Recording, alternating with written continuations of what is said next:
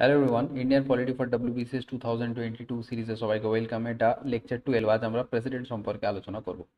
দেখো, আমরা part 1-2 cover করে নিয়েছিলাম। এখানে আমরা স্টার্ট করছি পার্ট 3-তে সেন্ট্রাল গভর্নমেন্টের যে সমস্ত বিষয়গুলো আমরা আলোচনা করব। প্রথমে সেন্ট্রাল গভর্নমেন্টের এক্সিকিউটিভ, তার মধ্যে president, vice president, prime minister আর কাউন্সিল অফ মিনিস্টার্স আমরা আলোচনা করব ডিটেলসে। এরপর থাকবে ক্যাবিনেট কমিটি, পার্লামেন্ট একটা অনেক বড় চ্যাপ্টার, আর পার্লামেন্টারি কমিটি। পার্লামেন্টারি গ্রুপ না জানলেও চলবে, পার্লামেন্টারি ফোরাম সম্পর্কেও না জানলে চলবে। আর সুপ্রিম কোর্ট, এটা আমরা জুডিশিয়ারি আলাদা করে যখন পড়বো তখন পড়বো। তো আজ আমাদের আলোচনার বিষয়বস্তু হচ্ছে প্রেসিডেন্ট। প্রেসিডেন্ট কিন্তু খুবই ইম্পর্টেন্ট একটা চ্যাপ্টার। প্রেসিডেন্ট থেকে প্রচুর কোয়েশ্চেন জিজ্ঞেস করা হয়। চ্যাপ্টার 17 লক্ষ্মীকান্তের বইয়ে তোমরা পাবে। তো দেখো, প্রেসিডেন্ট সম্পর্কে আমরা যা যা আলোচনা করব, প্রথমে তোমরা জানো প্রেসিডেন্টের ইলেকশন কিভাবে হয়, প্রেসিডেন্টের কি কি কোয়ালিফিকেশন থাকা দরকার, প্রেসিডেন্টের ওথ অর্থাৎ শপথ তিনি যে নেন, ওনার অফিসের কন্ডিশন অফ সার্ভিস কি, কতদিনের টার্ম থাকে, কিভাবে ইমপিচ করা যেতে পারে, আর কি কিভাবে ভ্যাকেন্সি ক্রিয়েট হতে পারে ওনার অফিসে। এছাড়া ওনার যে পাওয়ার, প্রেসিডেন্টের প্রচুর পাওয়ার, প্রেসিডেন্টের পাওয়ারকে আমরা এই হেডে আলোচনা করতে পারি: এক্সিকিউটিভ, লেজিসলেটিভ, জুডিশিয়াল। এছাড়াও ফাইন্যান্সিয়াল পাওয়ার, ডিপ্লোম্যাটিক আর মিলিটারি পাওয়ার। এছাড়া এমার্জেন্সি যখন আমরা পড়বো তখন আরও বিশদে আলোচনা করব যে এমার্জেন্সির সময় কিন্তু প্রেসিডেন্টের কাছে প্রচুর পাওয়ার থাকে। আর সব মিলিয়ে প্রেসিডেন্টের পজিশন কোন পজিশনে গিয়ে দাঁড়ায়, ঠিক আছে। তো প্রথমে আসি ইলেকশনের কথা।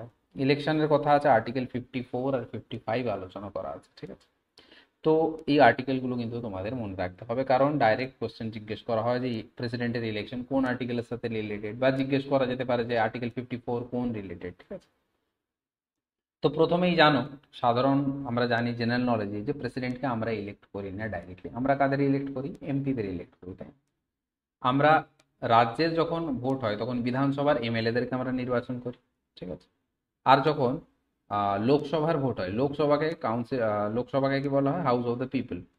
তো তার যে মেম্বার, মানে মেম্বার অফ দ্য পার্লামেন্ট, এমপিদেরকেও আমরা নির্বাচন করি আলাদা আলাদা করে, তাই না? এই এমএলএ এমপিরা আবার নির্বাচন করে প্রেসিডেন্টকে, ঠিক আছে। তো দেখো, ইনডাইরেক্ট ইলেকশন কার দ্বারা নির্বাচিত হয়? Elected members of Lok Sabha and Rajya Sabha. মানে লোকসভা এবং রাজ্যসভাতে যত ইলেক্টেড মেম্বার্স আছে, ঠিক আছে। একটা কথা কিন্তু মনে রাখবে, প্রেসিডেন্টকে কেবলমাত্র ইলেক্টেড মেম্বার্সরা নির্বাচন করে, ঠিক আছে, ভালো করে বোঝো। দেখো, রাজ্যে থাকে বিধানসভা, আর কিছু কিছু রাজ্যে আবার বিধান পরিষদও আছে। আমাদের পশ্চিমবঙ্গে নেই, প্রত্যেকটা রাজ্যে বিধানসভা আছে, বিধান পরিষদ আছে, ঠিক আছে। আর প্রত্যেক পার্লামেন্টের কি, পার্লামেন্টের দুটো হাউস, নিচের হাউসটাকে বলা হয় লোকসভা, উপরের হাউসটাকে বলা হয় রাজ্যসভা, ঠিক আছে। তো এরকম প্রত্যেকটা রাজ্যের যে লেজিসলেচার, তার যে মেম্বার, তাদেরকে আমরা বলি এমএলএ।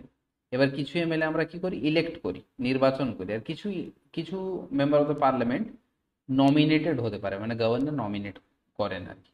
তো এই যে নমিনেটেড মেম্বার, তারা কিন্তু এই ইলেকশনে পার্টিসিপেট করবে না। ঠিক তেমনই লোকসভা, রাজ্যসভা, তো আগে লোকসভাতে ছিল, এখন নেই। রাজ্যসভাতে প্রেসিডেন্ট কিছু লোকজনকে নমিনেট করেন। তো এই যে নমিনেটেড যে এমপিরা বা নমিনেটেড যে এমএলএরা, তারা কিন্তু প্রেসিডেন্সিয়াল ইলেকশনে পার্টিসিপেট করবে না, ঠিক আছে। তো প্রেসিডেন্সিয়াল ইলেকশনে কারা পার্টিসিপেট করবে? কেবলমাত্র elected members of state legislature, যাদেরকে বলবো আমরা ইলেক্টেড এমএলএ, আর লোকসভা রাজ্যসভার ইলেক্টেড মেম্বার্স মানে ইলেক্টেড এমপি, ঠিক আছে। তো elected members of Lok Sabha Rajya Sabha, elected members of Vidhan Sabha of all the states, আর elected members of Vidhan Sabha of Delhi and Puducherry. Delhi আর পুডুচেরি এই দুটো ইউনিয়ন টেরিটরি হওয়া সত্ত্বেও এদের কিন্তু লেজিসলেচার আছে। সুতরাং এদের যারা ইলেক্টেড মেম্বার্সরা থাকবে, তারাও এই ইলেকশনে পার্টিসিপেট করবে। এখানে আমি স্টার এই জন্য দিয়েছি, কারণ এখন, আগে তো দুটোই ছিল, এখন আবার জম্মু অ্যান্ড কাশ্মীরও এমন একটা ইউনিয়ন টেরিটরি যার লেজিসলেচার আছে। তো তারা কি পার্টিসিপেট করবে না করবে না, সেই বিষয়ে ক্ল্যারিটি নেই, আগামী ইলেকশনে জানতে পারবো আমরা। Nominated members do not participate in the presidential election. একদম কানের মধ্যে ঢুকিয়ে নয় কথাটা, নমিনেটেড মেম্বাররা প্রেসিডেন্সিয়াল ইলেকশনে পার্টিসিপেট করে না। কোশ্চেনটা বারবার ঘুরিয়ে ফিরিয়ে নানাভাবে জিজ্ঞেস করা যেতে পারে, ঠিক আছে। আর যেই পদ্ধতিতে ইলেকশনটা হবে সেটা হবে proportional representation by means of single transferable vote, ঠিক আছে। এটাও জিজ্ঞেস করা যায় প্রেসিডেন্সিয়াল ইলেকশন, এটাও মনে রেখো, প্রপোর্শনাল রিপ্রেজেন্টেশন মেথডে হয়, সিঙ্গেল ট্রান্সফারেবল ভোট।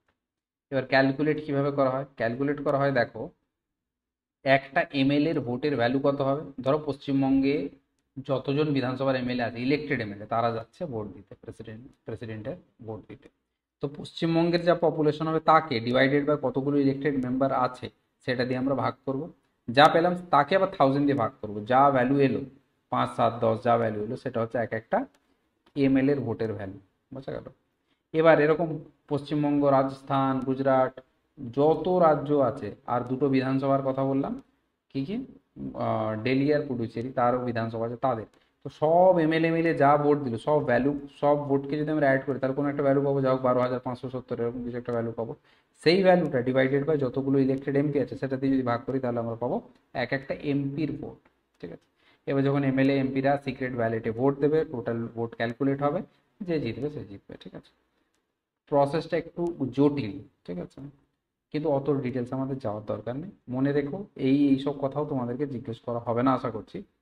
মেথডটা জিজ্ঞেস করা হতে পারে কি, proportional representation by means of single transferable vote. ঠিক আছে?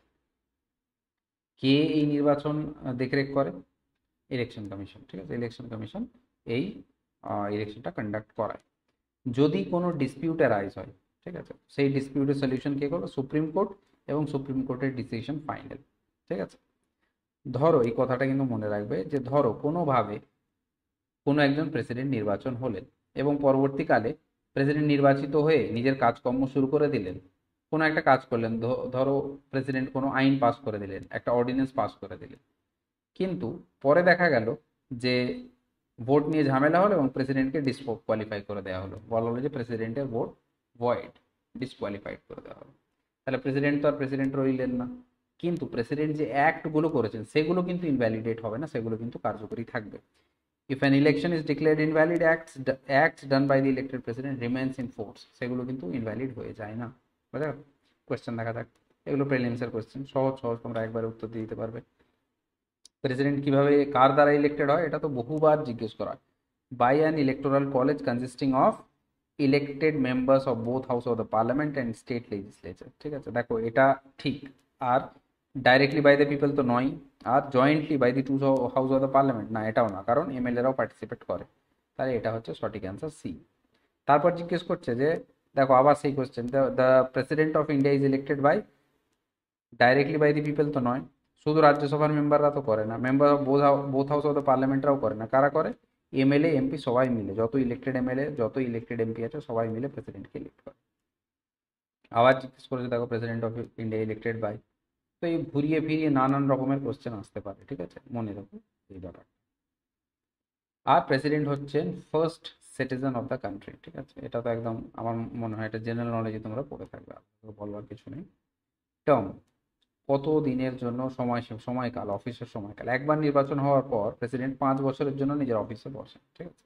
কিন্তু 5 বছরের আগে উনি যদি চান তাহলে রিজাইন করে দিতে পারেন। রিজাইন কাকে করবেন? ভাইস প্রেসিডেন্টকে। ঠিক আছে? নিজের রেজিগনেশন লেটার তিনি সমর্পণ করবেন কাকে?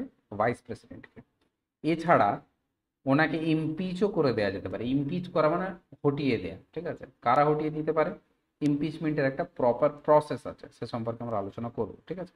আর তাহলে কিভাবে, টার্ম কত বছরের? 5 বছর, কিন্তু 5 বছরের আগে তিনি রিজাইন করে দিতে পারেন বা তাকে ইমপিচও করে দেওয়া হয়ে যেতে পারে। ঠিক আছে? কিন্তু মনে রেখো, ধরো 5 বছর পর একজন প্রেসিডেন্ট নির্বাচন হলেন, 5 বছর কেটে গেল, দ্বিতীয় প্রেসিডেন্টের নির্বাচনের সময় চলে এলো, কিন্তু কোনো কারণে যদি ইলেকশন ডিলে হয়ে যায়, সেক্ষেত্রে নতুন প্রেসিডেন্ট যতক্ষণ না পর্যন্ত নিজের অফিসে আসছেন ততক্ষণ যিনি প্রেসিডেন্ট আছে তিনি কিন্তু প্রেসিডেন্ট পর 5 বছর ক্রস হয়ে যাওয়ার পরও কিন্তু নিজের সিটে বসে থাকতে পারেন, অফিস হোল্ড করেন। কেন? কারণ প্রেসিডেন্টের পদ কখনো খালি থাকা উচিত না। ঠিক আছে? তো যতক্ষণ না নতুন কোনো একজন অফিসে নতুন প্রেসিডেন্ট নির্বাচিত হয়ে আসছেন ততক্ষণ পর্যন্ত পুরনো প্রেসিডেন্ট 5 বছর ক্রস করেও, নিজের সময়সীমা কাল ক্রস করেও তিনি অফিস হোল্ড করতে পারেন। আর একজন প্রেসিডেন্ট একাধিকবার যতবার খুশি নির্বাচিত হতে পারেন। ঠিক আছে? এনি নাম্বার অফ টার্মস, তার উপর কোনো বাধা নেই আর কি। আর্টিকেল 57 বলছে যে যিনি একবার প্রেসিডেন্ট নির্বাচিত হয়েছেন তিনি আবার আবার আবার হতে পারেন যতবার খুশি। ইউএসএতে কিন্তু নিয়ম হচ্ছে একজন প্রেসিডেন্ট দুবারই হতে পারে, তৃতীয়বার তিনি আর প্রেসিডেন্ট হতে পারেন না। কিন্তু ইন্ডিয়াতে এনি নাম্বার অফ টাইম একজন প্রেসিডেন্ট হতে পারে। কোয়ালিফিকেশন, আর্টিকেল 58-এ কোয়ালিফিকেশনের কাহিনী লেখা আছে। কোয়ালিফিকেশন হচ্ছে, দেখো, তিনটে মেন কথার একটা চতুর্থ চারটে কথা মনে রাখলে হবে। কি কি? যে প্রথম কথা তো তাকে সিটিজেন অফ ইন্ডিয়া হতে হবে, যে প্রেসিডেন্টের ইলেকশনের জন্য যে দাঁড়াতে চায় যে ক্যান্ডিডেট, তার বয়স কম করে 35 বছর হতে হবে। আর he should be qualified for election of Lok Sabha, এটা মনে রাখবে যে লোকসভাতে এমপি হিসাবে নির্বাচিত হওয়ার জন্য একজন ক্যান্ডিডেটের যা কিছু প্রয়োজন, একজন প্রেসিডেন্টকে নির্বাচিত হতে হলেও সেই কোয়ালিফিকেশনগুলো তারও থাকা দরকার, ঠিক আছে। আর he should not hold any office of profit, কোনো সেন্ট্রাল গভর্নমেন্ট, স্টেট গভর্নমেন্ট বা লোকাল গভর্নমেন্টের আওতায় কোনো অফিস অফ প্রফিট তিনি হোল্ড করবেন না, ঠিক আছে। অর্থাৎ কোনো বিডিও অফিসার গিয়ে কিন্তু প্রেসিডেন্ট হতে পারে না, ঠিক আছে, বা কোনো আইএস অফিসার গিয়ে প্রেসিডেন্ট হতে পারে না, তাকে অফিস ছাড়তে হবে, এগুলো হচ্ছে অফিস অফ প্রফিট। কিন্তু কোনো অলরেডি যিনি প্রেসিডেন্ট রয়েছেন বা অলরেডি যিনি গভর্নর বা অলরেডি কোনো সেন্ট্রাল গভর্নমেন্টেরই হোক বা স্টেট গভর্নমেন্টেরই হোক কোনো মিনিস্টার, এগুলো কিন্তু অফিস অফ প্রফিট না। সেই জন্য কোনো মিনিস্টার বা গভর্নর বা অলরেডি সিটিং কোনো প্রেসিডেন্ট কিন্তু আবার রিইলেকশনের জন্য দাঁড়াতে পারেন ক্যান্ডিডেট, ঠিক আছে। কন্ডিশন অফ সার্ভিস, অর্থাৎ সার্ভিসের কি কি কন্ডিশন থাকে দেখো। Should not be a member of any house of the parliament, state legislature. কোনো ব্যক্তি, সে যদি এমএলএ হয় বা এমপি হয়, তাহলে কিন্তু সেই ব্যক্তি প্রেসিডেন্ট হতে পারে না। ধরো কোনো ব্যক্তি, কোনো এমএলএ বা কোনো এমপি, কোনো মিনিস্টার, কোনো গভর্নর, কেউ যদি ইলেকশনে দাঁড়ায়, প্রেসিডেন্ট নির্বাচন হয়ে যায়, তাহলে যেদিন তিনি ওথ গ্রহণ করবেন, যেদিন তিনি শপথ নেবেন এবং অফিসে প্রবেশ করবেন, সেদিন তাকে নিজের পোস্ট থেকে, পুরনো পোস্ট থেকে রেজিগনেশন দিতে হবে, ঠিক আছে। তাহলে ধরো ফর এক্সাম্পল কোনো গভর্নর যাকে প্রেসিডেন্ট হিসেবে নির্বাচন করা হচ্ছে, তাহলে যেদিন শপথ নেবেন, যেদিন অফিসে প্রবেশ করবেন, সেই দিন কিন্তু তাকে গভর্নর পদ থেকে রেজিগনেশন দিতে হবে, ঠিক আছে। Should not hold any office of profit, সেই কথা তো আমরা আগে আলোচনা করলাম। He is entitle to the Rashtrapati Bhavan, যিনি প্রেসিডেন্ট হিসাবে নির্বাচন হন, তাকে রাষ্ট্রপতি ভবনটা ইউজ করতে দেওয়া হয় without any rent. His salary and allowances are determined by the parliament, অর্থাৎ পার্লামেন্ট নির্ধারণ করে যে কত স্যালারি অ্যালাউন্স পাবে একজন প্রেসিডেন্ট। আর তার স্যালারি অ্যালাউন্স তার সময়কালের মধ্যে কমিয়ে দেওয়া যায়, ঠিক আছে, কিছু এক্সেপশনাল কেস ছাড়া নর্মালি কখনোই কোনো প্রেসিডেন্টের স্যালারি অ্যালাউন্স কমিয়ে দেওয়া হয় না, বাড়ানোই হয় normally. Personal immunity from office acts, president নিজের অফিসিয়াল কাজের জন্য যা কিছু করেন তার জন্য তাকে পার্সোনাল ইমিউনিটি দেওয়া হয়, ঠিক আছে। মানে তাকে গ্রেপ্তার করা যায় না বা তার এগেনস্টে কোনো সিভিল বা ক্রিমিনাল প্রসিডিংস করা যায় না নিজের অফিসিয়াল অ্যাক্টের জন্য, ঠিক আছে। আর কোনো ক্রিমিনাল প্রসিডিং তার এগেনস্টে করা যায় না। হ্যাঁ, সিভিল প্রসিডিংস করা যেতে পারে তার পার্সোনাল অ্যাক্টের জন্য, তাও 2 মাসের প্রায়র নোটিশ যদি তাকে দেওয়া হয় তবেই করা যাবে, ঠিক আছে। ওথ, শপথ, আর্টিকেল 60-তে লেখা আছে প্রেসিডেন্ট কিভাবে শপথ নেবেন। যতক্ষণ না পর্যন্ত প্রেসিডেন্ট শপথ নিচ্ছেন ততক্ষণ কিন্তু তিনি অফিসে ঢুকতে পারেন না, অফিসের কাজকর্ম করতে পারেন না। যখন তিনি শপথ নেন, কি কি শপথ নেন? Faithfully execute the duty of office, তার অফিসের যা কিছু কাজকর্ম সেগুলো নিষ্ঠার সাথে পালন করা। Preserve, protect and defend the constitution and the law, আইন এবং সংবিধানের রক্ষা করতে তিনি শপথ নেন। আর devote self for the service and wellbeing of the people of India, অর্থাৎ ভারতের নাগরিক, ভারতের দেশবাসীর জন্য নিজেকে সমর্পণ করবার শপথ তিনি নেন। 3টে কথা বলে তিনি শপথ নেন, ঠিক আছে। কে শপথ অ্যাডমিনিস্টার করে? Chief justice of India. Chief justice of India administer করবে যখন প্রেসিডেন্ট শপথ নেবেন। আর যদি chief justice of India available না থাকেন, তাহলে তিনি কাউকে একজনকে নমিনেট করেন যিনি প্রেসিডেন্টকে শপথ গ্রহণ করাবেন, ঠিক আছে। নর্মালি সিনিয়র মোস্ট যে জাজ থাকে তিনি আর কি শপথ গ্রহণ করেন যদি চিফ জাস্টিস অ্যাভেলেবেল না থাকে।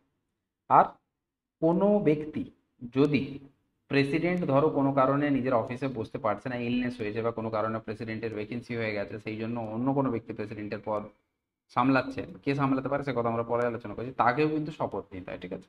মানে মোদ্দা কথা হলো, যতক্ষণ না কেউ শপথ নিচ্ছে ততক্ষণ অ্যাজ প্রেসিডেন্ট সে কাজ করতে পারবে না, ঠিক আছে। এবার ইমপিচমেন্টের যে কথা বলছিলাম, ইমপিচমেন্ট কি সে ব্যাপারটা দেখো। ইমপিচমেন্ট মানে প্রেসিডেন্টকে হটিয়ে দেয়া নিজের পোস্ট থেকে। আর্টিকেল 61 বলছে কিভাবে ইমপিচমেন্ট হতে পারে। দেখো, পার্লামেন্টে 2টো হাউস, একটা লোকসভা একটা রাজ্যসভা, ঠিক আছে। তো লোকসভা বা রাজ্যসভা 2টো হাউসের মধ্যে কোনো হাউসে ইমপিচমেন্ট মোশন মুভ করা যেতে পারে, ঠিক আছে। কোন কারণে? যদি প্রেসিডেন্ট কোনো কনস্টিটিউশনকে ভায়োলেট করে, ঠিক আছে। কনস্টিটিউশনকে ভায়োলেট করে যদি প্রেসিডেন্ট কোনো কাজ করে তাহলে তাকে রিমুভ করা যায়। এবার ভায়োলেশন অফ কনস্টিটিউশন ব্যাপারটা কিন্তু সংবিধান অত ভালো করে ব্যাখ্যা করা নেই, খালি লেখা আছে যে কনস্টিটিউশনে যদি ভায়োলেশন প্রেসিডেন্ট করে তাহলে লোকসভা রাজ্যসভা মিলে তাকে ইমপিচ করে দিতে পারে, ঠিক আছে।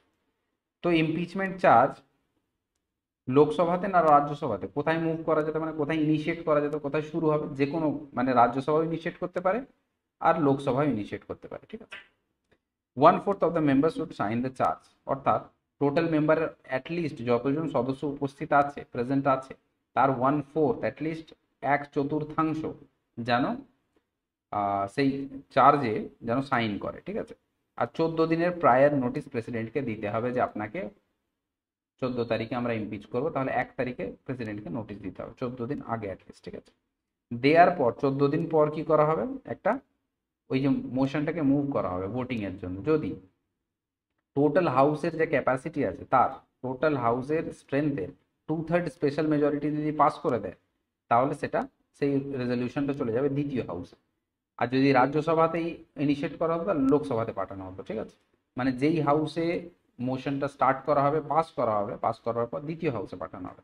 দ্বিতীয় হাউস কি করবে, যে যে চার্জের জন্য প্রেসিডেন্টকে অ্যাকিউজ করা হয়েছে সেই চার্জগুলোকে ইনভেস্টিগেট করবে, ঠিক আছে। ইনভেস্টিগেট করে যদি অন্য হাউস মনে করে যে হ্যাঁ প্রেসিডেন্ট তো দোষী, তাহলে তারাও যদি পাস করে দেয় উইথ 2/3 মেজরিটি, তাহলে কি হবে, তাহলে ইমপিচমেন্ট মোশন পাস হয়ে যাবে বলে ধরে নেওয়া হবে। এবং এই যা কিছু ঘটনা ঘটছে এর মধ্যে প্রেসিডেন্ট যদি চায় উপস্থিত থাকতে পারে, ঠিক আছে। প্রেসিডেন্ট নিজের বক্তব্যটাও রাখতে পারে যে হ্যাঁ, আমি কনস্টিটিউশনের ভায়োলেশন করিনি বা কিছু, ঠিক আছে। আর যেদিন পাস হয়ে যাবে অন্য হাউসে, ধরো লোকসভাতে পাস হলো, তারপর রাজ্যসভায় পাঠানো হলো, যেদিন রাজ্যসভায় পাস হয়ে যাবে, বা উল্টোটা, যদি কোনোদিন রাজ্যসভাতে রেজলিউশন পাস হয় আবার লোকসভাতে আসে এবং লোকসভা যখন পাস করে দেবে রেজলিউশন 2/3 মেজরিটিতে, সেই দিন থেকে প্রেসিডেন্ট নিজের অফিস থেকে ইমপিচড হয়ে যাবেন, অর্থাৎ মানে পদচ্যুত হয়ে যাবেন আর কি, ঠিক আছে। তো এই হলো প্রেসিডেন্টের ইমপিচমেন্টের কাহিনী। তো এই যে ইমপিচমেন্ট, এটা একটা এটা এক ধরনের কোয়াসি জুডিশিয়াল প্রসেস, অর্থাৎ অর্ধ একটা জুডিশিয়াল প্রসেস, বিচারের একটা প্রসেস, তাই না।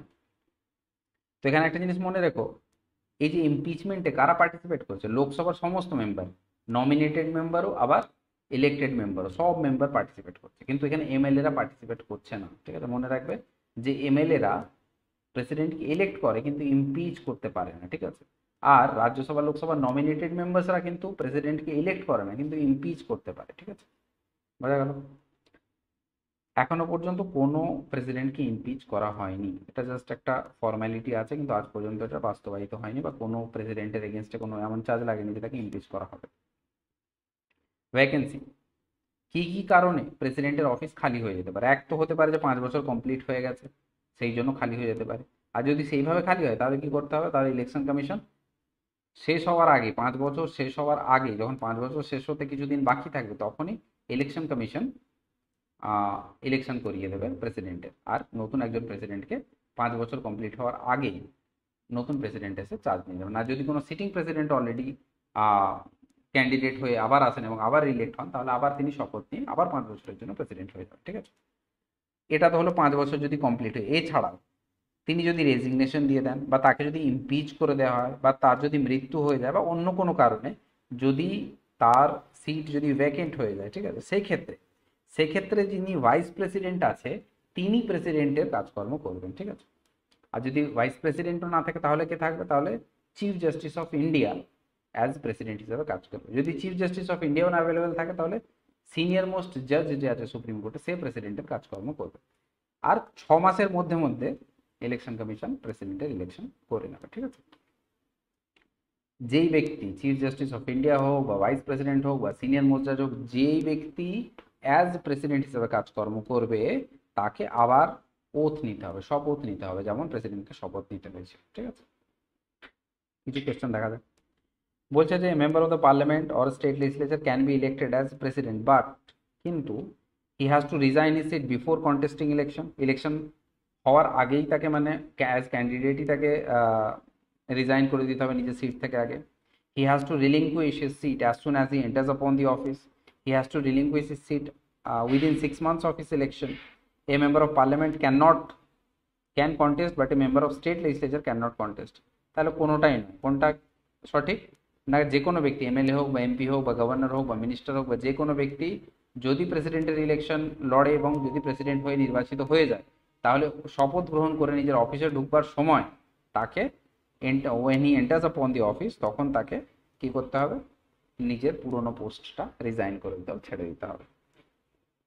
তারপর দেখো কোয়েশ্চেন জিজ্ঞেস করেছে যে give the correct response to the president of India can seek re-election as many times under the letter of constitution but there is a well established convention that he should not seek re-election for more than 2 terms। বলতে চাইছে যে কনস্টিটিউশনে লেখা আছে যে একজন president যতবার খুশি president হতে পারেন, যতবার খুশি প্রেসিডেন্ট ইলেকশন লড়তে পারেন, কিন্তু এটা একটা কনভেনশন যে দুবারের বেশি লড়েন।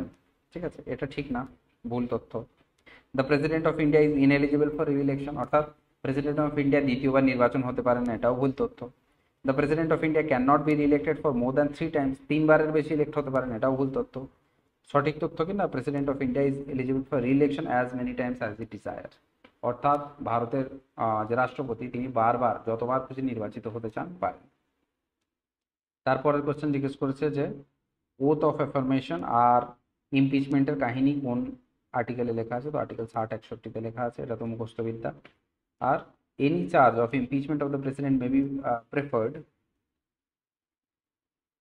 ইমপিচমেন্ট যে মোশন সেটা কোথায় শুরু করা যেতে পারে, কোথায় শুরু করা যেতে পারে না কেবলমাত্র কাউন্সিল অফ স্টেটে, কাউন্সিল অফ স্টেট মানে রাজ্যসভা, কেবলমাত্র রাজ্যসভাতে না, only in the house of the people নাকি হাউস অফ দ্য পিপল মানে লোকসভা, কেবলমাত্র লোকসভাতে না, only in the joint session of the parliament দুজনের যৌথ যে সম্মেলন হয় তাতে, either house of the parliament যে কোনো হাউসে, লোকসভা রাজ্যসভা যে কেউ ইমপিচমেন্ট মোশন স্টার্ট করতে পারে। ঠিক আছে, বাকি কিছু কোশ্চেন আছে এগুলো একবার পজ করে তোমরা দেখে নিও।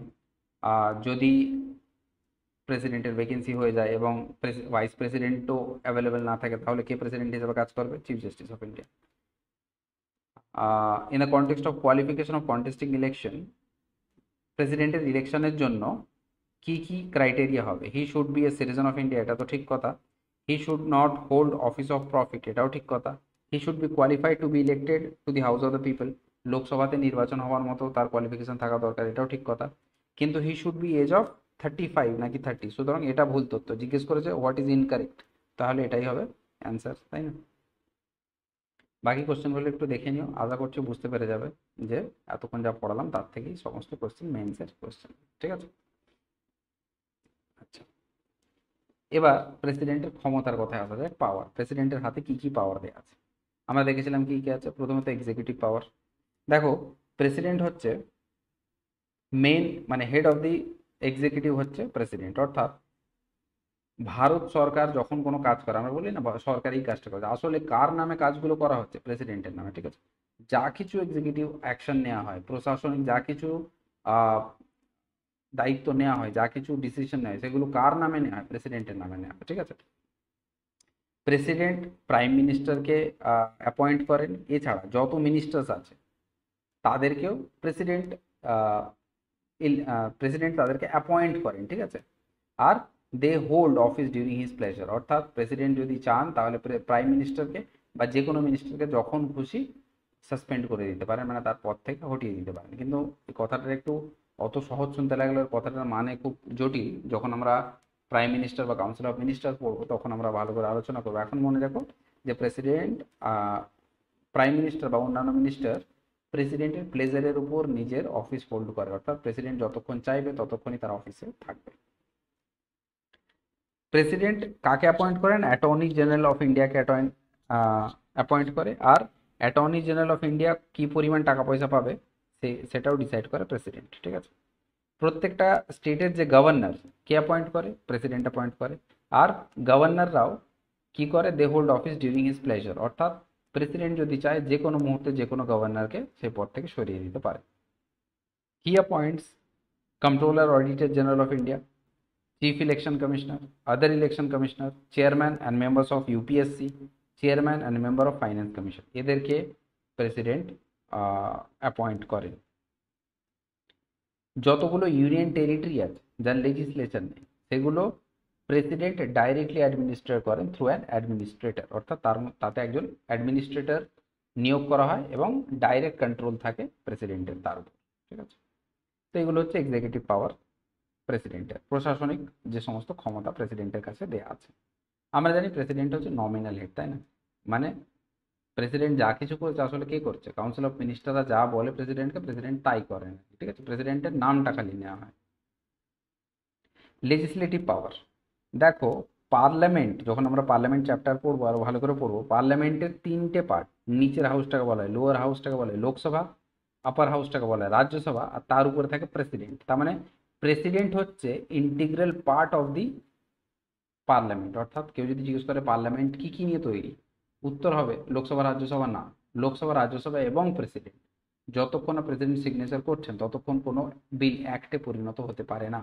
দুটো হাউসে পাস করার পর প্রেসিডেন্টের কাছে যায়, প্রেসিডেন্ট যতক্ষণ অ্যাসেন্ট দিচ্ছেন ততক্ষণ পর্যন্ত কোনো বিল অ্যাক্টে পরিণত হয় না। সেই জন্য প্রেসিডেন্ট হচ্ছে integral part of the legislature, parliament. তো পার্লামেন্টেরই একটা ইন্টিগ্রাল পার্ট হচ্ছেন president. President can summon, prorogue or dissolve the Lok Sabha, also summon a joint sitting. অর্থাৎ প্রেসিডেন্ট যখন চাইবেন তখনই সামান করবেন, তখনই এই যে লোকসভার যে অধিবেশনগুলো হয় কে সামান করে, লিখিতভাবে কে পাঠায় যে এত তারিখ থেকে লোকসভার অধিবেশন শুরু হবে, সেটা হচ্ছে প্রেসিডেন্ট। প্রেসিডেন্ট নিজে সামান করেন। প্রোরোগ করতে পারেন, প্রোরোগ করা মানে হচ্ছে একটা সেশনকে বন্ধ করে পরের সেশন আবার যখন চালু হবে তার মাঝখানে যে হল্ট করা, সেটা হচ্ছে প্রোরোগ করা। আর ডিজলভ করে দেওয়া মানে পুরোপুরি লোকসভাটাকে শেষ করে দিয়ে নতুন ইলেকশন করা। এই সমস্ত পাওয়ার কার হাতে আছে? প্রেসিডেন্টের হাতে আছে। প্রেসিডেন্টের হাতে আছে মানে কি, আবার কি বলছি, এই কাজগুলো প্রেসিডেন্টের নামে করা হয়। কারা করায়? গভর্নমেন্ট নিজে করায়, মানে আর কি আমরা যাদের ইলেক্ট করে প্রাইম মিনিস্টার বানিয়েছি আর কি, prime minister and his council of ministers. He can address first session of parliament after each general election and every year. প্রত্যেক বছরে যে প্রথম সেশনটা হয় তাতে পার্লামেন্টের সেশনকে কে অ্যাড্রেস করে? প্রেসিডেন্ট অ্যাড্রেস করে, এবং সরকার কি কি কাজকর্ম করেছে এক বছর সেই সমস্ত কাহিনী তিনি শোনান। হি নমিনেটস 12 মেম্বার্স অফ রাজ্যসভা। রাজ্যসভাতে নির্বাচিত হয়ে তো সদস্যরা আসে, এমপিরা, কিছু 12 জনকে প্রেসিডেন্ট নিজে মানে নিজে অ্যাপয়েন্ট করেন আর কি, নমিনেট করেন, ঠিক আছে, তাদেরকে বলা হয় নমিনেটেড মেম্বার্স অফ রাজ্যসভা। আগে লোকসভাতেও 2 জন নমিনেটেড মেম্বার থাকতো, এখন আর নেই, সেটাকে সরিয়ে দেওয়া হয়েছে। His prior permission is required for some bills. কিছু কিছু বিলের ক্ষেত্রে রেস্ট্রিকশন দেওয়া আছে যে প্রেসিডেন্টের প্রায়ার অ্যাপ্রুভাল দরকার, তবেই সেই বিলগুলোকে পার্লামেন্টে ইনিশিয়েট করা যাবে, টেবিল করা যাবে আর কি। যখন কোনো বিল পাস হয়ে প্রেসিডেন্টের কাছে আসে, যতক্ষণ না প্রেসিডেন্ট সাইন করছেন ততক্ষণ কিন্তু সেটা অ্যাক্টে পরিণত হয় না, ঠিক আছে। কিন্তু প্রেসিডেন্টের কিছু ভিটো পাওয়ার আছে। ভিটো পাওয়ার মানে কি সেগুলো আলোচনা করছি। মানে প্রেসিডেন্ট যদি চায় কোনো কোনো বিল ডিনাই করতে পারে যে আমি সাইন করবো না, ঠিক আছে, এটাকে বলা হয় ভিটো পাওয়ার। তো ভিটো পাওয়ার কত রকমের হয়, কি হয়, সে কথা আমরা আলোচনা করছি আগে। ক্যাগ মানে controller general of India, UPSC, finance commission, এই সমস্ত রিপোর্ট এরা প্রেসিডেন্টকে পাঠায় এবং প্রেসিডেন্ট সেই রিপোর্টগুলো পার্লামেন্টের টেবিল করেন আর কি। আর he can promulgate ordinance during recess of parliament. ধরো পার্লামেন্টের লোয়ার হাউস বা আপার হাউস বা কোনো একটা হাউস সেশনে নেই, তখন সরকারকে যদি কোনো আইন পাস করবার দরকার পড়ে, কোনো টেম্পোরারি আইন, তখন সেটাকে বলা হয় অর্ডিন্যান্স। অর্ডিন্যান্স হচ্ছে একটা টেম্পোরারি ল। তো সেই অর্ডিন্যান্স কে পাস করে?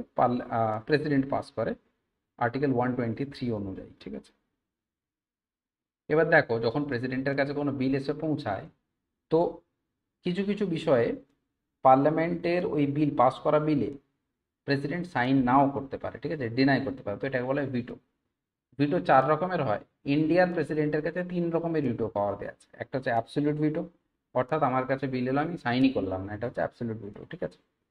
এটা কখন হয়? যখন কোনো প্রাইভেট মেম্বারের বিল প্রেসিডেন্টের কাছে যায়, প্রেসিডেন্ট চাইলে, প্রাইভেট মেম্বার বিল মানে কি, যে মিনিস্টার নয় এমন কোনো ব্যক্তি, ঠিক আছে, সেই যদি কোনো বিল পাস করিয়েও দেয় প্রেসিডেন্টের কাছে, প্রেসিডেন্ট সাইন করে।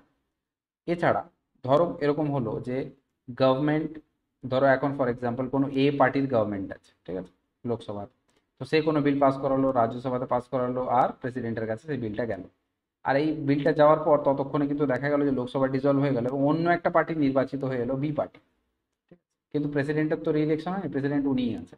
তো এই নতুন গভর্নমেন্ট প্রেসিডেন্টকে বললো যে যে বিলটা আপনার কাছে এসেছে ওটা ডিনাই করতে, ঠিক আছে, তাহলে প্রেসিডেন্ট সেটাকে সাইন করে। তো এই ব্যাপারটা বলে অ্যাবসলিউট ভিটো, মানে এলো আর বিল আমি সাইন করলাম না, দিস ইজ অ্যাবসলিউট। সাসপেন্সিভ ভিটো মানে কি? সাসপেন্সিভ ভিটো মানে হচ্ছে যখন কোনো বিল প্রেসিডেন্টের কাছে গেল এবং প্রেসিডেন্ট বললো যে আমি সাইন করবো না, এটা একবার দেখো তোমরা চেক করে, রিকনসিডারেশনের জন্য যদি পাঠানো হয়, ঠিক আছে। এবার রিকনসিডারেশনের জন্য পাঠানো হলো, কিন্তু আবার কাউন্সিল অফ মিনিস্টার আবার সেই বিলটাকে অ্যামেন্ডমেন্ট করেই হোক বা সেই বিলটাকে অ্যাজ ইনট্যাক্ট আবার যদি পাঠিয়ে দেয় প্রেসিডেন্টের কাছে, তখন প্রেসিডেন্ট ইজ বাউন্ড, প্রেসিডেন্টকে সাইন করতেই হবে, ঠিক আছে।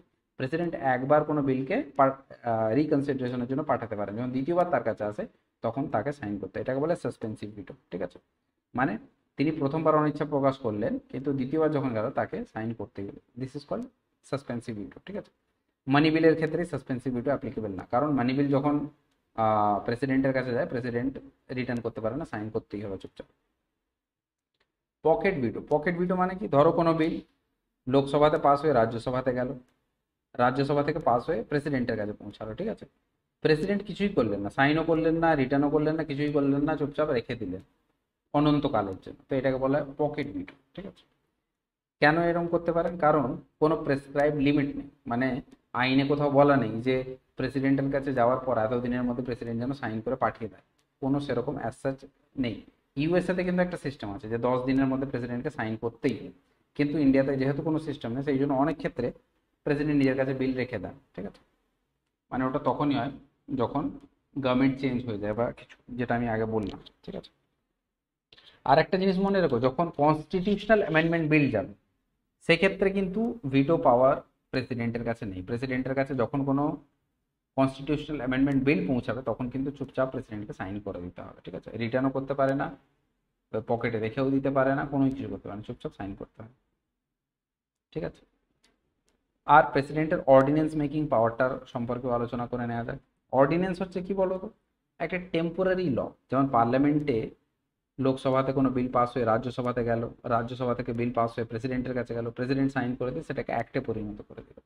কিন্তু দেখা গেল লোকসভা তো এখন সেশনে নেই, সুতরাং বিলটা পাস হবে কি করে, তো কিন্তু গভর্নমেন্ট চাইছে যে এই বিলটা ইম্পর্টেন্ট এবং এক্ষুনি পাস করাতে হবে, এমার্জেন্সি আছে, তখন গভর্নমেন্ট কি করে, মানে কাউন্সিল অফ মিনিস্টার্স প্রেসিডেন্টকে বলে যে একটা অর্ডিন্যান্স পাস করিয়ে দিন, তো অর্ডিন্যান্স ওইভাবে পাস করা হয়। President can promulgate ordinance when parliament is not in session, ঠিক আছে।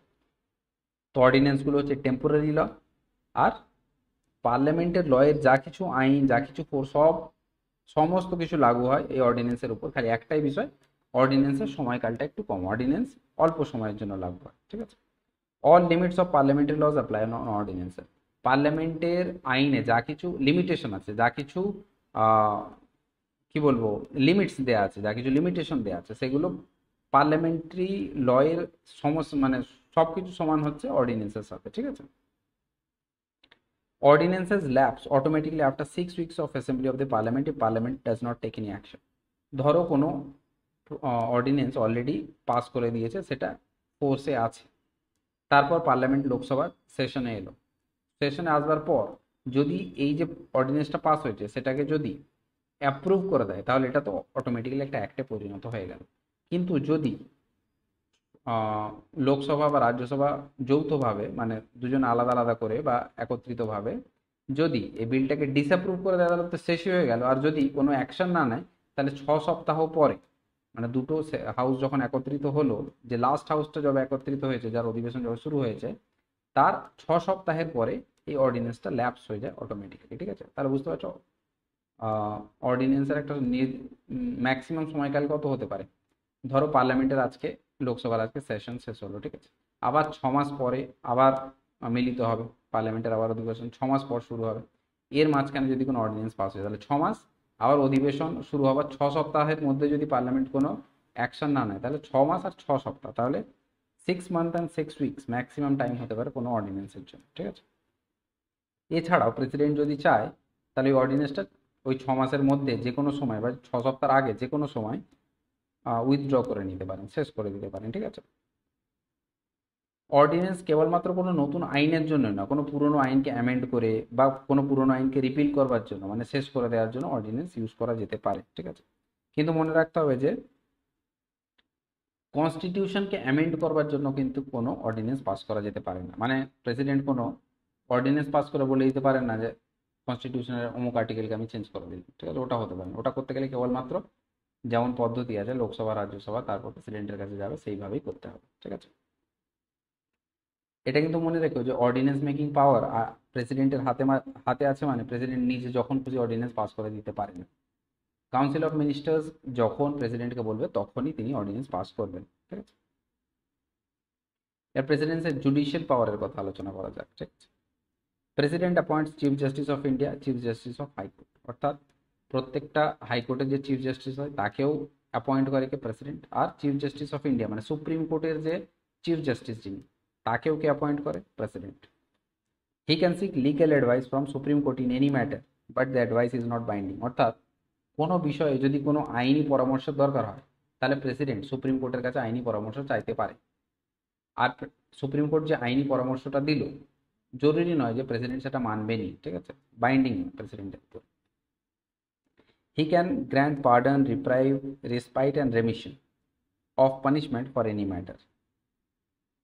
প্রেসিডেন্টের কাছে কিছু পার্ডনিং ক্ষমতা থাকে, ঠিক আছে, মানে কাউকে কোর্ট যদি কোনোভাবে কোনো শাস্তি দেয় তাহলে সেই শাস্তিটাকে শেষ করে দেওয়ার ক্ষমতা প্রেসিডেন্টের হাতে আছে, ঠিক আছে। কখন আছে? If the punishment under union law, if the punishment under court martial. Court martial মানে যদি কোনো ডিফেন্স সিস্টেমের যে আমাদের আর্মির বা এয়ারফোর্সের বা নেভির যে কোর্ট হয়, তারা যে ডিসিশনগুলো শোনায় সেটা হচ্ছে কোর্ট মার্শাল বলা হয় থাকে, ঠিক আছে। তো কোর্ট মার্শালের মাধ্যমে যদি কাউকে শাস্তি শোনানো হয়, সেই শাস্তিটা মাফ করবার ক্ষমতাও প্রেসিডেন্টের আছে। আর if the punishment is of death, যদি কারো ডেথ সেন্টেন্স হয়, ঠিক আছে, মৃত্যুদণ্ড যদি হয়, সেটাও ক্ষমা করার ক্ষমতা প্রেসিডেন্টের হাতে আছে।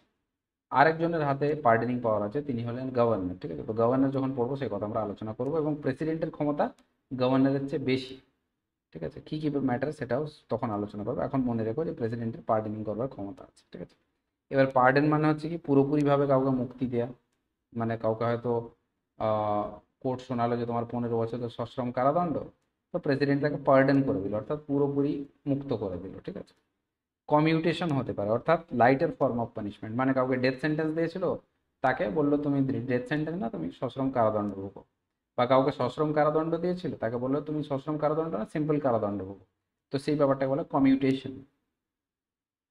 রেমিশন অর্থাৎ পানিশমেন্ট সেম থাকবে, সময়কালটা কমিয়ে দেবে। কাউকে হয়তো 15 বছর সশ্রম কারাদণ্ড শুনিয়েছে, সেটা কমিয়ে 5 বছর করে দেওয়া হলো, সেটা এই ব্যাপারটাকে বলে রেমিশন। রেসপাইট, রেসপাইট মানে কাউকে কোনো শাস্তি দেওয়া হচ্ছে, শাস্তিটা কমিয়ে দেওয়া হয়েছে, কারণ স্পেশাল কেস আছে, হয়তো কোনো মহিলা, প্রেগনেন্ট মহিলা বা কোনো ডিসেবিলিটি কারো আছে, তো সেটাকে দেখে প্রেসিডেন্ট যদি মনে করেন যে না একটু বেশি হার্শ হয়ে যাচ্ছে, একটু কম শাস্তি দেওয়া হোক, তো সেই ব্যাপারটা বলে রিসপাইট। আর রিপ্রাইভ মানে হচ্ছে কাউকে ডেথ সেন্টেন্স দেওয়া হচ্ছে, মৃত্যুদণ্ড, সেটাকে স্টে করে দেওয়া হয়েছে, ঠিক আছে, যে এখন নয়, একটু সময় দেওয়া হোক, তো এই ব্যাপারটাকে বলে রিপ্রাইভ। তো পার্ডন, কমিউটেশন, রেমিশন, রেসপাইট, রিপ্রাইভ, 5টা ক্ষমতায় প্রেসিডেন্টের হাতে আছে। প্রেসিডেন্ট যদি চান এই 5টার মধ্যে যে কোনো কিছুভাবে সাজা মাফ করতে পারে, ঠিক আছে। তো এক্সিকিউটিভ পাওয়ার, লেজিসলেটিভ পাওয়ার আর জুডিশিয়াল পাওয়ার আমরা আলোচনা করলাম।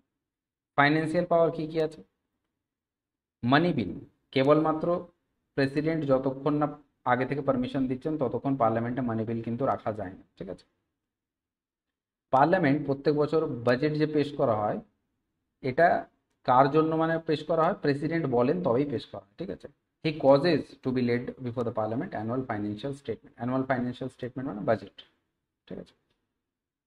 No demand for grant can be made except his recommendation. যে বাজেটে ডিমান্ড ফর গ্র্যান্ট, যেটা ডিমান্ড ফর গ্র্যান্ট যেটা পাস করা হয়, সেটা প্রেসিডেন্টের প্রায়ের পারমিশন থাকে তবেই হয়। এবার ডিমান্ড ফর গ্র্যান্ট কি জিনিস, সেগুলো আমরা যখন বাজেট আলোচনা করবো পার্লামেন্ট, তখন ডিটেলস আলোচনা করবো, খালি এই ব্যাপারগুলো মনে রাখবে। একটা কন্টিনজেন্সি ফান্ড অফ ইন্ডিয়া হয়, ঠিক আছে, অর্থাৎ যদি আপদকালীন যদি কোনো কারণে ফাইন্যান্সিয়াল এমার্জেন্সি যদি হয়ে যায়, তাহলে তার জন্য একটা স্পেশাল ফান্ড থাকে, সেটা প্রেসিডেন্টের হাতে থাকে। আর প্রত্যেক 5 বছরে যে ফাইন্যান্স কমিশন গঠন হয়, অর্থাৎ যে পরিমাণ ট্যাক্স কালেক্ট হয়, সেই ট্যাক্সের পয়সা কি পরিমাণ সেন্ট্রাল গভর্নমেন্ট নিজের কাছে রাখবে, কি পরিমাণ পয়সা স্টেট গভর্নমেন্টের গুলোর মধ্যে বিলিয়ে দেবে, এই ব্যাপারটা কে রেকমেন্ড করে? Finance commission. এই যে ফাইন্যান্স কমিশন, এটা 5 বছর অন্তর অন্তর গঠিত হয়, সেটা কে গঠন করে? প্রেসিডেন্ট নিজে। এগুলো হলো financial power. Diplomatic power, all the internal treaties and agreement are taken by his name. যে যত কিছু আন্তর্জাতিক যে সমস্ত ট্রিটিগুলো সাইন করে, এগ্রিমেন্টগুলো সাইন করে, সেগুলো প্রেসিডেন্টের নাম নিয়ে সাইন করা হয়, ঠিক আছে। মিলিটারি পাওয়ার, যত আর্মি, এয়ারফোর্স এবং নেভির যে চিফ হয়, তাদেরকে কে অ্যাপয়েন্ট করে? প্রেসিডেন্ট নিজে। আর প্রেসিডেন্ট হচ্ছে supreme commander of the defence force, অর্থাৎ পুরো এয়ারফোর্স, আর্মি, নেভির যে কম্বাইন্ড যে সুপ্রিম কমান্ডারকে প্রেসিডেন্ট, মানে অর্থাৎ যুদ্ধ হবে বা শান্তি ঘোষণা করা হবে, এটা কার হাতে থাকে? এটা প্রেসিডেন্টের হাতে থাকে, ঠিক আছে। আর প্রেসিডেন্ট চাইলে এমার্জেন্সি ডিক্লেয়ার করতে পারে, ন্যাশনাল এমার্জেন্সি, ফাইন্যান্সিয়াল এমার্জেন্সি বা স্টেটের যে স্টেটের এমার্জেন্সি, যেটাকে সহজ ভাষায় প্রেসিডেন্ট রুল বলা হয়, তাই এমার্জেন্সি চ্যাপ্টারে আরও ডিটেলস আমরা পড়ব। তো এই হচ্ছে প্রেসিডেন্টের ক্ষমতা নিয়ে আমরা আলোচনা করলাম। কিছু কোশ্চেন দেখা যাক। Supreme commander of the Indian air force কে, সরি ইন্ডিয়ান আর্ম ফোর্স কে? President of India. দ্য জাজেস of the supreme court are appointed by, কে অ্যাপয়েন্ট করে সুপ্রিম কোর্টের জাজকে? প্রেসিডেন্ট। চিফ জাস্টিসের সাথে আলোচনা করে করেন অবশ্য। আর চিফ জাস্টিসকে কে অ্যাপয়েন্ট করেন? প্রেসিডেন্ট ডাইরেক্টলি, ঠিক আছে। চিফ জাস্টিস অফ হাইকোর্টকে কে অ্যাপয়েন্ট করেন? প্রেসিডেন্ট। এগুলো মেন্সের question. The article of the constitution of India prescribe power to the president to issue ordinance. Ordinance pass করবার ক্ষমতা কোন আর্টিকেলে লেখা আছে? আর্টিকেল 123। এই যে অর্ডিন্যান্স পাস করে, এটা কি ধরনের ক্ষমতা? কনস্টিটিউয়েন্ট পাওয়ার না, এক্সিকিউটিভ পাওয়ার না, কোয়াসি জুডিশিয়াল পাওয়ার না, legislative power? Who among the following is competent to seek the advisory opinion of supreme court in India? আইনি পরামর্শ কে নিতে পারে সুপ্রিম কোর্ট থেকে? প্রেসিডেন্ট অফ ইন্ডিয়া নিতে পারে, ঠিক আছে। আর এটা মনে রেখো, প্রেসিডেন্ট অফ ইন্ডিয়া তিনি কি নমিনাল এক্সিকিউটিভ, অর্থাৎ ওনার হাতে অ্যাজ সাচ কিন্তু এত কিছু পাওয়ার আমরা আলোচনা করলাম, কিন্তু প্রেসিডেন্ট নিজের ইচ্ছে যা কিছু করতে পারেন না। এই যে এতগুলো পাওয়ার, যতক্ষণ না কাউন্সিল অফ মিনিস্টার বলছে ততক্ষণ কিন্তু প্রেসিডেন্ট কিছুই করতে পারে না বলতে গেলে, তাই না? তো প্রেসিডেন্ট হচ্ছে nominal head. President of India British Monarch, মানে ব্রিটিশ যে কিং বা কুইন, যেমন আজকের দিনে ব্রিটিশের কুইন আছে, তো কুইনের ইকুইভ্যালেন্ট, ঠিক আছে। তো এই ছিল আমাদের প্রেসিডেন্ট। প্রেসিডেন্ট নিয়ে বহু কোশ্চেন হয় এবং প্রেসিডেন্ট চ্যাপ্টারটা খুব ইম্পর্টেন্ট, সেজন্য একটু সময় লাগলো, বড় চ্যাপ্টার, কিন্তু এখান থেকে প্রচুর কোশ্চেন আছে। তো আশা করছি প্রেসিডেন্ট সম্পর্কে বুঝতে পেরেছো। পরের চ্যাপ্টারে আমরা ভাইস প্রেসিডেন্ট সম্পর্কে আলোচনা করব। যারা প্রথমবার দেখছো, নিচে ডেসক্রিপশন বক্সে পুরো প্লে লিস্টের লিঙ্ক আছে, ভালো লাগলে প্লিজ শেয়ার করো। Thank you so much.